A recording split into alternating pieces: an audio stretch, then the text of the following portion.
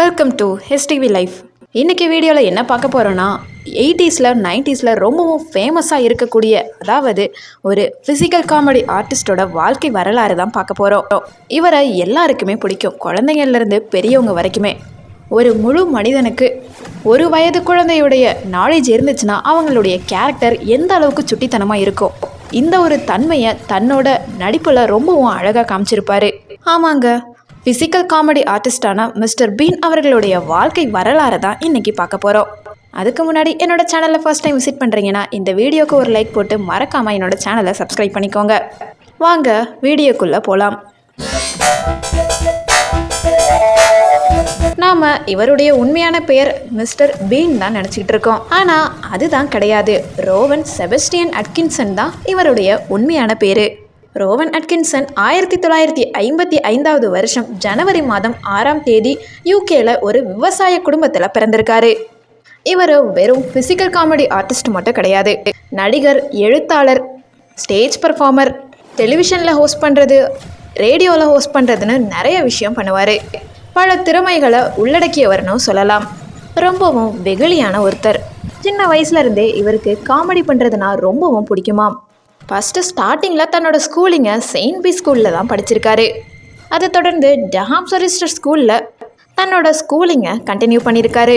ரோவன் Atkinson சின்ன வயசுலேருந்தே ஸ்கூலில் என்னென்ன நாடகம் நடக்குதோ அந்த மாதிரி பல நிகழ்ச்சிகளில் கலந்துப்பாராம். அதுலேயும் முக்கியமாக நகைச்சுவை கலந்த நாடகங்களில் குறிப்பாக இருப்பாராம். என்னதான் இவருக்கு பிடிச்சதை செஞ்சாலும் சந்தோஷமாக இருந்தாலும் இவர் செய்கிற நகைச்சுவைகளை நல்லா இல்லைன்னு சொல்லி நிறைய பேர் சிரிச்சுக்கிட்டே சொல்லியிருக்காங்க. இந்த ஒரு விஷயத்தை சின்ன வயசுல இருந்தே கேட்டுக்கிட்டு இருந்த மிஸ்டர் ரோவன், அதாவது மிஸ்டர் பீன் அவர்கள் அந்த ஒரு காரணத்தினாலேயே மனம் உடைந்து நண்பர்களை விட்டு எப்போதுமே விலகி தனிமையாக தான் இருப்பாராம். இவருக்கு இந்த ஒரு சிச்சுவேஷன் ஒரு ஸ்டார்டிங் ஸ்டேஜாகவும் இருந்திருக்கு. ரோவன் அட்கின்சன் நியூகேஸ்டல் யூனிவர்சிட்டியில் தன்னோட EEE இன்ஜினியரிங்கையும் முடிச்சிருக்காரு. அதை தொடர்ந்து குவின்ஸ் காலேஜ் ஆக்ஸ்போர்டில் MSCயையும் கம்ப்ளீட் பண்ணியிருக்காரு. முதலாக மிஸ்டர் பீன் அவர்களை கவனிக்கப்பட்ட இடம்னு பார்த்தோன்னா நம்ம இவர் 90s தான் வந்திருக்காருன்னு நினச்சோம். ஆனால் இவர் 1976 டைம்லேயே எல்லாராலையுமே கவனிக்கப்பட்டிருக்காரு. ஃபெஸ்டிவல் ஃப்ரிட்ஜுங்கிற ஒரு ப்ரோக்ராமில் தான் ஃபர்ஸ்ட்டு பண்ணி கொடுக்குறாரு. என்னதான் தான் என்ஜினியரிங் படிச்சிருந்தாலும் அதுக்கு மேற்படிப்பு படிச்சிருந்தாலுமே தன்னோட இன்ட்ரெஸ்ட் நடிக்கிறதுல தான் அவருக்கு இருந்திருக்கு. அந்த ஒரு காரணத்தினாலேயே ஆக்ஸ்போர்ட் யூனிவர்சிட்டி கிராவிட்டி சொசைட்டிலையும் ஆக்ஸ்போர்டு ரெவென்யூ எக்ஸ்பெரிமெண்டல் தியேட்டர் கிளப்லையுமே இவரை நடிச்சுக்கிட்டு இருந்திருக்காரு. இந்த ஒரு இடத்துல நம்ம நல்லா யூஸ் பண்ணிக்கணும்னு நினச்சிக்கிட்ட மிஸ்டர் பீன் அவர்கள் தன்னோட சின்ன வயசுலேயே ஒரு நகைச்சுவை கலந்த ஒரு கதையையும் அதற்கான இயக்கத்தையுமே இவரே பண்ணுறாரு.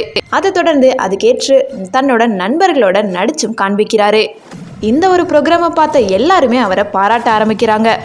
அப்போ தான் எழுத்தாளர் ரிச்சர்ட் கர்டிஸ் மியூசிக் டைரக்டரான ஹாவர்ட் குட்டால்ங்கிறவங்கள சந்திக்கிறாரு. அந்த ஒரு இடத்துல தான் மிஸ்டர் பீன்கிற ஒரு நாடகமும் உருவாகுது. நம்ம இதை விட பெருசாக செய்யணுமேங்கிற நோக்கத்தில் அவரும் அவருடைய ஃப்ரெண்ட்ஸும் இருந்தாங்க. அந்த டைமில் தான், அதாவது 1978 வருஷத்தில் BBC ரேடியோவில் அவங்களுக்கு ஒரு சான்ஸ் கிடைக்கிது.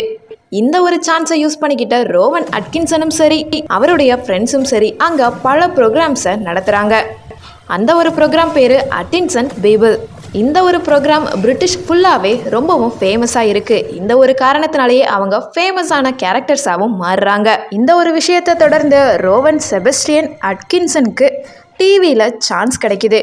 அந்த வகையில் ஆக்ஷன் டோடன்கிற ஒரு ஃபன்னான நிகழ்ச்சியில் கலந்துக்கிறாரு. இந்த ஒரு டெலிவிஷன் ப்ரோக்ராமே பயங்கர அளவில் ஹிட் ஆகுது. இந்த ஒரு விஷயத்தை தொடர்ந்து 1879 வருஷத்தில் கேட்பார்கள்ங்கிற ஒரு ப்ரோக்ராமை ITVயில் பண்ணுறாரு. அவையும் வெற்றியாக டிவியில் தன்னோட பயணத்தை இன்னும் அதிகமாக தொடர்றாரு. ரோவன் அவர்கள் தன்னோட வாழ்க்கையை தொலைக்காட்சியோட மட்டும் நிறுத்திக்காம திரைப்படத்திலையுமே தொடர்றாரு. அந்த வகையில் 1883 வருஷம் அதிகாரப்பூர்வமற்ற ஜேம்ஸ் பாண்ட் மூவியில் நெவர் சே நெவர்ங்கிற ஒரு துணை கதாபாத்திரத்தில் நடிக்கிறாரு. அதுக்கடுத்ததாக 1989 வருஷம் டால்கைங்கிற ஒரு மூவியில் நடிக்கிறாரு. அதை தொடர்ந்து 1990 வருஷத்தில் கோல்டு த விட்சன் மூவியில் நடிக்கிறாரு. அதை தொடர்ந்து 1993 வருஷத்தில் ஹேமன்கிற கேரக்டருக்கு நடிக்கிறாரு. அதை தொடர்ந்து 1994 வருஷத்தில் ரொம்பவும் ஹிட்டான போர் வெட்டிங்ஸ் அண்ட் அ பியூனரல்ங்கிற மூவியில் ஒரு கிராம ஃபாதரியாராக நடிச்சிருப்பாரு. இந்த ஒரு இடத்துல இருந்து ரோவன் அவர்கள் தன்னோட அங்கீகாரத்தை இன்னும் மென்மேலும் வளர்த்துக்கிட்டாருன்னு தான் சொல்லணும். அடுத்ததாக இவருடைய முக்கியமான கேரக்டரான மிஸ்டர் பீன் எப்படி உருவானுச்சுன்னு நம்ம பார்க்கலாம். ரோவன் அவர்கள் தன்னுடைய நாடகங்களையுமே முடிக்கிறாரு. அதை ரிலீஸ் பண்ணவும் பார்க்குறாங்க. ஆனால் அந்த டைமில் அந்த நாடகத்துக்கு என்ன பேர் வைக்கலாங்கிற ஒரு யோசனை வருது. ஏன்னா அது நீளமான சீரீஸுங்கிறனால கஷ்டப்பட்டு எப்படியாவது ஒரு நல்ல பேர் வைக்கணும், எல்லாத்தையுமே ஈர்க்கிற மாதிரி இருக்கணும், அதே போல் சின்னதாகவும் இருக்கணும்னு யோசிக்கிறாங்க. அந்த வகையில் மிஸ்டர் காலிஃப்ளவர்னு வச்சுருக்காங்க. அதையும் தொடர்ந்து மிஸ்டர் ஒயிட்னு வச்சுருக்காங்க. ஆனால் இந்த மாதிரி வார்த்தைகள் யாரையுமே கேப்சர் பண்ணுற மாதிரி இருக்காதுன்னு அவங்க உணரவும் ஆரம்பிக்கிறாங்க. அது மட்டும் இல்லாமல் இந்த வார்த்தைகள் ரொம்பவும் பெருசாக இருக்க மாதிரியுமே ஃபீல் பண்ணுறாங்க. அப்படியே தொடர்ந்து மிஸ்டர் பீன்கிற ஒரு வார்த்தையும் அவங்களுக்கு வருது. இந்த வார்த்தை உச்சரிக்கிறதுக்கும் நல்லா இருக்குது, எல்லாத்தையுமே ஈர்க்கிற மாதிரியும் இருக்கும், காமெடியாகவும் இருக்கும்னு எல்லாருமே ஃபீல் பண்ண ஆரம்பிக்கிறாங்க. ஆனால் ரோவன் அட்டிங்சன் அவர்களுக்கு தன்னுடைய வார்த்தைகள்ங்கிறது தானாகவே வராது. கொஞ்சம் திக்கி பேசும் காரணத்தினால மிஸ்டர் பீன்கிற வார்த்தையை சொல்ல முடியாமல் ரொம்பவும் சிரமப்பட்டிருக்காரு. அந்த வகையில் இதே ஒரு சவாலாக எடுத்துக்கிட்டு நான் இந்த சீரீஸை நடிக்கிறேனும் தன்னோட சபதத்தையுமே எடுக்கிறாரு. மிஸ்டர் பீன்கிற கேரக்டர் இவருடைய வாழ்க்கையே மாற்றின கேரக்டர்னே சொல்லலாம். மிஸ்டர் பீன்கிறது 1990 1995 வரைக்குமே மொத்தம் ஒரே ஒரு சீசன் மட்டும்தான் எடுக்கப்பட்டிருக்கு. இந்த ஒரு செஷனை 15 நிகழ்ச்சிகளாக ரிலீஸ் பண்ணப்பட்டிருக்கு. அதாவது 15 எபிசோட்ஸ் மட்டும்தான் ரிலீஸ் பண்ணியிருக்காங்க. இந்த ஒரு 15 நிகழ்ச்சிகளை மட்டும்தான் நம்ம திரும்ப பார்த்துக்கிட்டு இருக்கோம். ரோவன் அட்கின்சன் அவர்கள் பிபிசியில் ஒர்க் பண்ணிட்டு இருக்கும் பொழுது அவருடைய மேக்கப் ஆர்டிஸ்டையே லவ் மேரேஜ் பண்ணிக்கிறாரு. அவங்களுடைய நேம் சாஸ்திரா. மிஸ்டர் பீன் அவர்களுக்கு சின்ன வயசுலேருந்தே ஒரு கேரக்டர் இருக்குது. சின்ன வயசுலேருந்தே எவ்வளவு க்ளோஸாக இருந்தாலுமே அவங்கக்கிட்ட எதுவுமே ஷேர் பண்ணிக்க மாட்டாராம். ஏன்னா அவரை பற்றி சொல்லி அவங்க ஏதாவது தப்பாக சொல்லிட்டாங்கனாலோ, இவருடைய உருவத்தை யாராவது கேலி பண்ணிட்டாங்கனாலோ, இவருடைய பேச்சு வாய்மொழியை கிண்டல் பண்ணிட்டாங்கனாலோ என்ன பண்ணுறதுன்னு தெரியாமல் எதுவுமே ஷேர் பண்ணிக்க மாட்டாராம். இந்த ஒரு காரணமே ஃப்யூச்சரில் மிகப்பெரிய அளவில் மிஸ்டர் பீன் உருவாகிறதுக்கு காரணமாக இருந்திருக்கு. இவ்வளவு மூவிஸ் இவ்வளவு எபிசோட்ஸையும் தாண்டி அவருக்கு 1000 கோடிக்கு மேல் சொத்துக்கள் இருக்கிறதாகவும் சொல்லப்படுது. அதன் அடிப்படையில் தனக்கு 57 வயசாயிடுச்சு, நான் இனிமே நடிக்க போகிறதில்லன்னு ஒரு பேட்டியிலையுமே சொல்லியிருந்தாரு.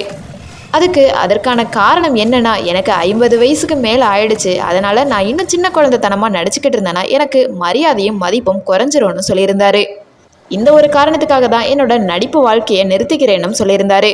அதை தொடர்ந்து மிஸ்டர் பீன் அவர்களுக்கு கார்னா ரொம்பவும் பிடிக்குமாம்.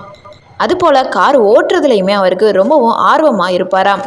அதை தொடர்ந்து பல கார் ரேசஸ்லையுமே பார்ட்டிசிபேட் பண்ணியிருக்காரு. கார் ரேஸில் கலந்துட்டு இருக்கும் பொழுது ஒரு தடவை மிகப்பெரிய அளவில் விபத்துக்குமே ஆளாயிருக்காரு. அந்த ஒரு காரணத்தினாலேயே அவர் சில நேரங்களில் நடிக்கும் பொழுது சிரமமும் பட்டிருக்காரு. அவர்கிட்ட கார் கலெக்ஷனுங்கிறது எக்கச்சக்கமாக இருக்காம். அது மட்டும் இல்லாமல் இப்போ வரைக்குமே என்ன நியூ மாடல் வருது அவருக்கு பிடிச்சிருந்துச்சுன்னா அந்த கார் வாங்குறத இன்னைக்கு வரைக்குமே நிறுத்தாமல் கண்டினியூ பண்ணிக்கிட்டு இருக்காருன்னு தான் சொல்லணும். மிஸ்டர் பீன் அவர்கள் வாங்கின அவார்ட்ஸ்ன்னு பார்த்தோன்னா 1980 வருஷத்தில் பிபிசியில் ஒரு சோலோ பர்சனுக்கான வெரை டிட்லப் விருது வாங்கியிருக்காரு. அதை தொடர்ந்து 1989 வருஷம் BAFTA என்ற சிறந்த ஒளி பொழுதுபோக்கு நடிகராகவுமே அவார்ட் வாங்கியிருக்காரு. மிஸ்டர் பீன்கிற கேரக்டர் சாதாரணமாக அவருடைய வாழ்க்கையில் வரலை. சின்ன வயசுலேருந்து அவர் எடுத்து வச்ச ஒவ்வொரு படியின் மூலமாக மட்டும்தான் அவர் வளர்ந்துருக்காரு. இன்னும் தெளிவாக சொல்லணும்னா பல கஷ்டங்களை தாண்டி இவர் வாழ்ந்திருக்காருன்னு தான் சொல்லணும். இப்போ வரைக்குமே எல்லாரோட மனசுலையுமே இடம் பிடிச்சவர், இப்போ வரைக்குமே பல குழந்தைகளுக்கு பிடிச்சவர்னே சொல்லலாம். எந்த ஒரு வாயசைவு எந்த ஒரு சவுண்ட்ஸுமே இல்லாமல் தன்னுடைய பாடி லாங்குவேஜில் மட்டுமே அனைத்தையுமே கட்டி எடுத்தவர்னு தான் சொல்லணும். எல்லாருக்கும் பிடிச்ச மிஸ்டர் பீன் அவர்களுடைய வாழ்க்கை வரலாறு உங்களுக்கு பிடிச்சிருக்கோன்னு நினைக்கிறேன். நீங்கள் அவரை பற்றி என்ன நினைக்கிறீங்கன்றதையுமே என்னோட கமெண்ட்டில் சொல்லுங்கள். இந்த வீடியோ பிடிச்சிருந்துச்சுன்னா லைக் பண்ணுங்கள், ஷேர் பண்ணுங்கள். இது போல் யூஸ்ஃபுல்லான வீடியோ பார்க்கணுன்னு ஆசைப்பட்டீங்கன்னா என்னோட சேனலை சப்ஸ்கிரைப் பண்ணிக்கோங்க. தேங்க்யூ ஸோ மச் ஃபார் வாட்சிங்.